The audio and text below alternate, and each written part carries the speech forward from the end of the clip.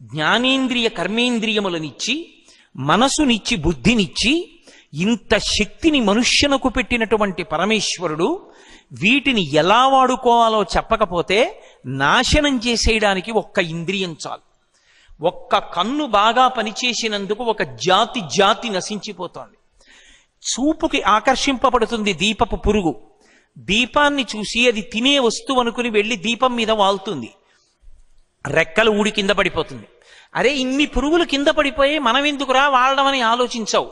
వెళ్ళి వాలుతూనే ఉంటాయి, కింద పడిపోతూనే ఉంటాయి. కుప్పలు కుప్పలుగా పడిపోతాయి రెక్కలు, పక్కన పడిపోతాయి పురుగులు. తెల్లవారి లేచి కాకులు బల్లులు తినేస్తాయి. కన్ను బాగా పనిచేసినంత మాత్రం చేత ఒక జాతి అంతా నశిస్తోంది. చెవి లౌల్యమును పొంది ఉన్న కారణం చేత ఒక జాతి మొత్తం పోతోంది. లేడికి పాట